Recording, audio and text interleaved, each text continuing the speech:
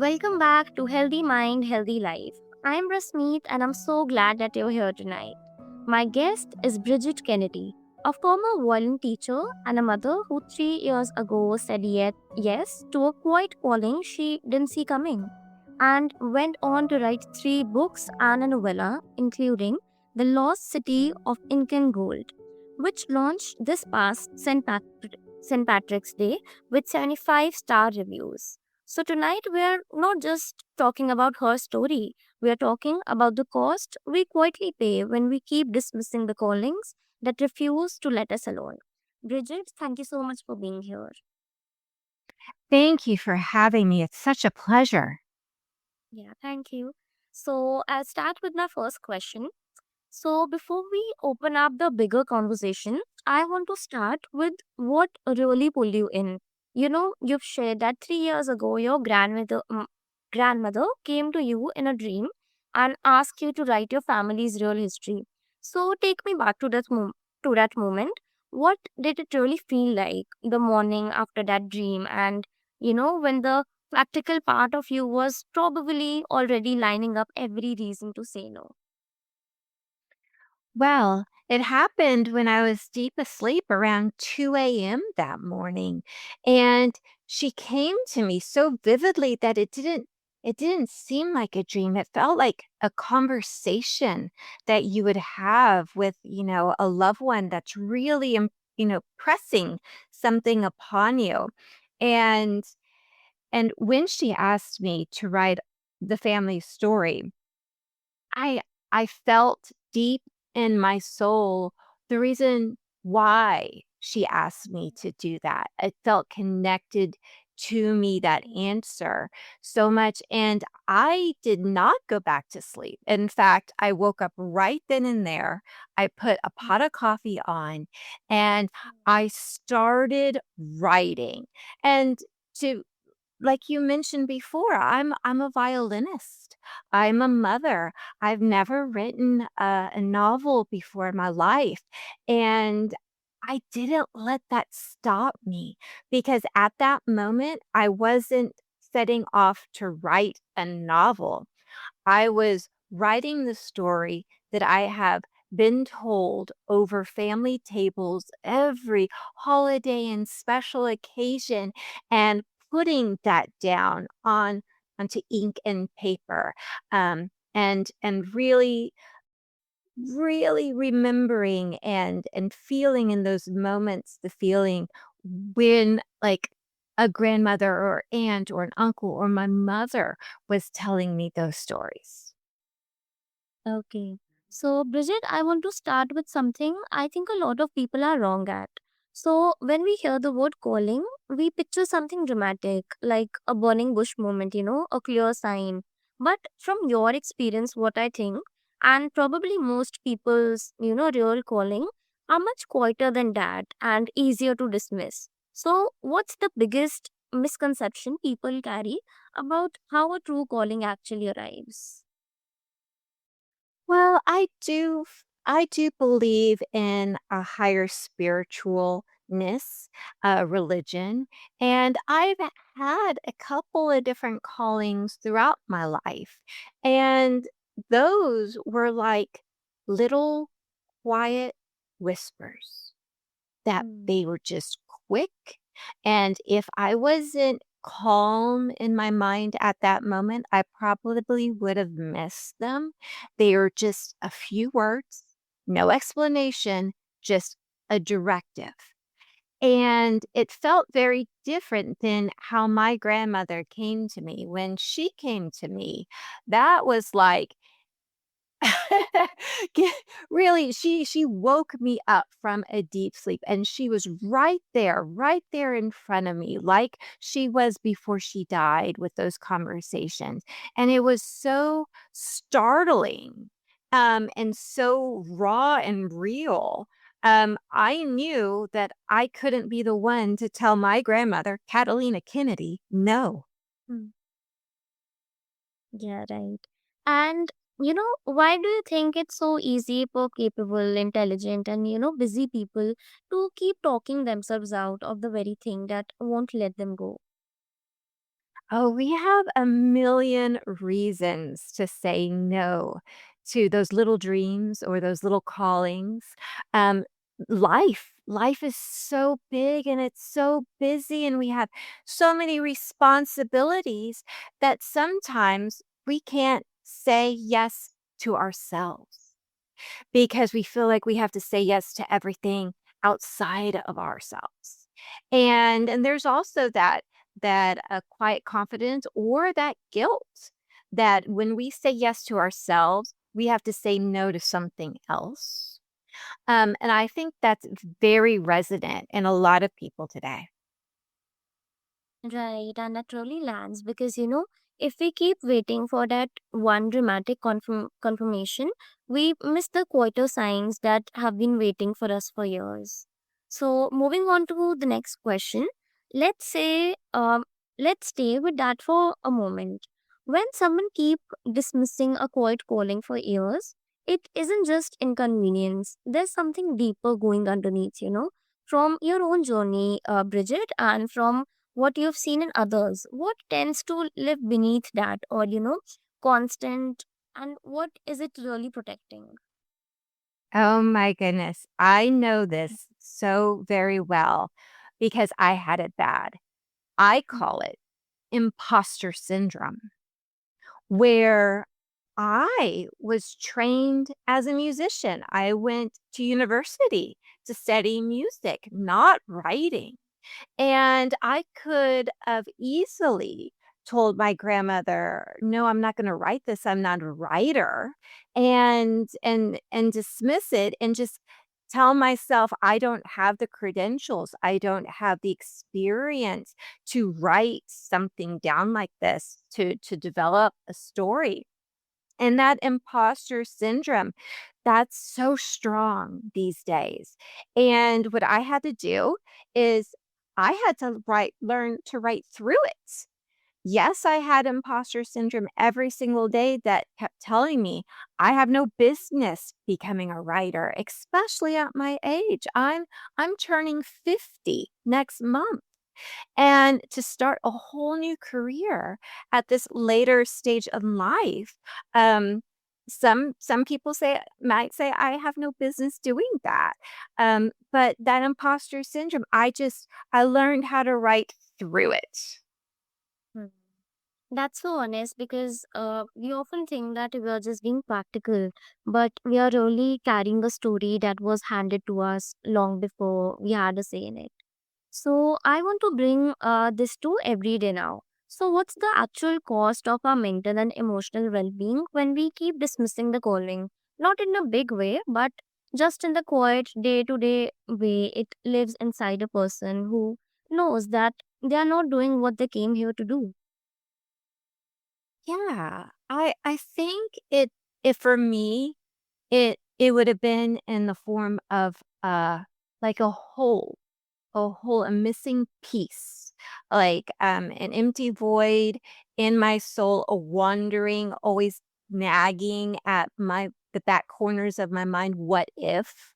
And and this hole that I speak of is a hole that my family has felt ever since my great-grandfather, disappeared on his last expedition into the Amazon. And that unknowing void, what happened to him, what he saw or experienced in the Amazon, we don't know. We don't know the reason behind what kept him from us all these years. And that has formed a huge question in our family. And that hole, if I did not answer that calling, would have also consumed me. And so, what I'm so happy that my story has brought some healing to my family, closure on what happened to my great grandfather, and with answering that calling for me, it also has healed that question of what I was meant to do. So it kind of brought all the ends together for my family and for myself. Right. And now, Bridget, that you've experienced this feeling, what does it actually feels like in the body and in the mind when someone finally says yes? Not in that grand moment, but in the ordinary weeks that follow. Well, it wasn't a question of saying yes. At that time, life is busy. I had to make time to write and to write the story down, and then it kind of developed. So it went from just writing the stories that I have been told throughout my childhood, writing it down, and I did that with a specific purpose in mind because I am a mother. My daughter is in her teenage years, and I felt it was time for her to learn her roots, her history, where her traditions and her life has come from immigrants of Ireland and Peru, and to know her family. And so for me, it was like a gift for my daughter so that she can have the stories of her history and really know the traditions of her family. Yeah, that's beautiful, Bridget, because it's not really about producing the book or the painting or the business. It's about finally being in the honest conversation with yourself, with the part of yourself you've been ignoring. And moving on to the next question, you walked this road in real time, from the violin teacher to a mom to a published author who traveled to Ireland and stood on the streets her characters walked. So I want to ask you directly, for someone listening tonight who's been postponing their own thing for years, what's a simple, doable starting place you'd offer them? Not a something 5 year plan, but something they can do this week. So I would say start before you're ready because there's always that excuse of I don't have enough education or credentials, or I'm not ready to invest that much time in my life yet. There's always those. And those are all just lies. Right? Convenient lies that you could tell yourself just to keep going, to get to the next day, to survive to the next day in this busy, crazy world. And I would say that start before you're ready. And every time you hear those whispers in your mind or that gut pulling you to that calling, take that first step right then and there because nobody is an expert when they begin. That's what the journey is all about. That's where you get into that messy, nitty-gritty part of your passion and what that calling is really about. And you have no idea what that journey might take you on. And so I would say just just start it. Just start with that very first step and see where it will lead you. Because if you're gonna start it when you're finally ready, that point into your life, that moment may never come. So I say yes. Say yes to yourself, choose yourself, and fulfill that dream, that calling. Yes, right. And how do you help people tell the difference between a real calling that's worth saying yes to and something like just an impulse to escape the life they already have? I'm kinda experiencing both right now because I did have that calling from my grandmother, and I did write down my family stories for my daughter. But once I did that, I realized I was the happiest when I was writing because I don't know if you ever read a book that you're like, "Oh, I hoped that character would have done this," or "I hope that storyline would have taken this turn." Well, when you're writing, you have that opportunity to have your favorite characters do whatever you would like or make that storyline turn in the direction that you hope for. And I felt so much joy staying in my world, surrounded with the characters that I have been writing. And that's what happened, and it generated the novella series, book 2, book 3, because, yes, my grandmother asked me to do a specific job, but it ended up turning into a joy that I would have never found for myself if I just thought, "Oh, I'm just gonna become a writer someday." Okay. And here's where I think a lot of people fall off. They have a moment of clarity. They start, they feel hopeful. And then the doubt returns, the practical voices, the comparison, the who do I think I am voice. And how do you help people stay with the work when the real excitement fades away and the road gets long? I'm experiencing that right now. After you wrote your book and you feel satisfied with what you have accomplished so far, I had a decision. I could either put my manuscript into a drawer, so one day my grandchildren will find it later, or I could try to share it with the world, which is a a journey that, is extremely hard and extremely long, the world of publishing and marketing and social media. It is not what I was trained to do, but every day I learn something new. I learn something more, and it takes me a little bit further. Um, in fact, daily, hourly, it shocks me on how it's like, okay, I was in this one position, last week or yesterday or an hour ago. And then all of these things kind of came together. And now I'm in a so much stronger position to continue on with this journey. So I think when you're looking at the task ahead of you, it could look like a giant mountain. But if you just take that one step and then the next step, before you know it, you're halfway there, three quarters the way there. And you can say, okay, I'm doing it. I'm doing it slowly and I'm doing it bit Mm. by bit on my time, but I'm doing it.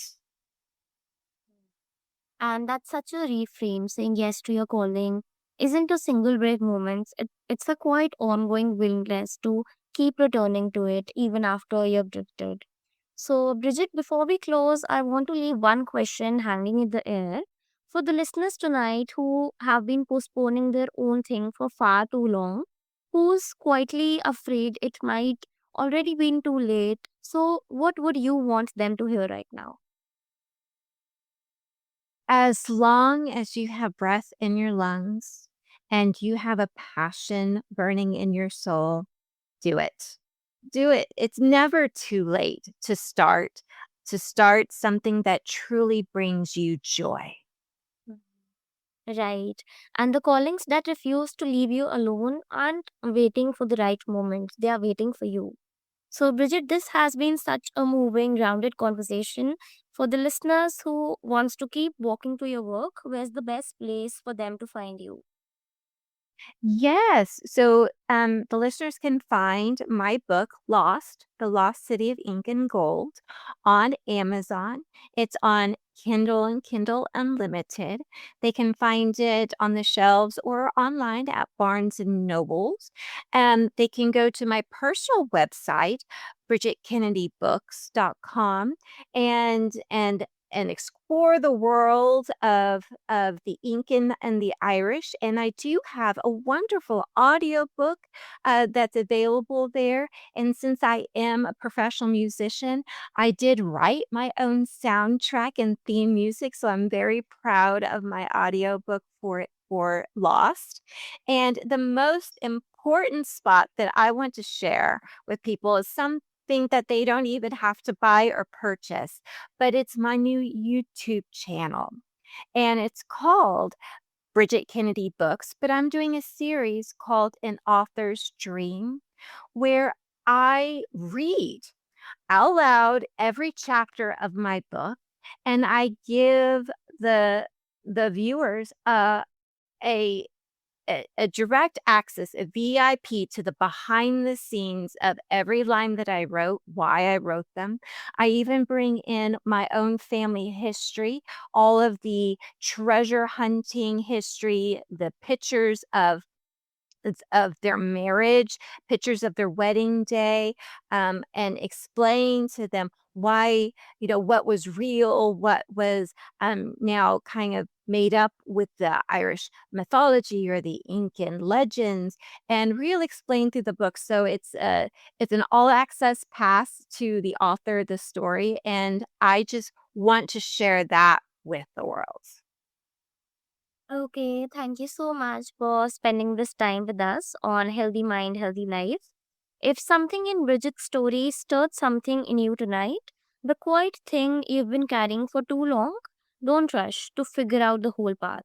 You just have to be honest with yourself, and that's it still there. The yes can come later, the honesty has to come first. I'll see you next time. Until then, take care of your mind, take care of your heart, and remember the thing that keeps coming back to you is doing so for a reason.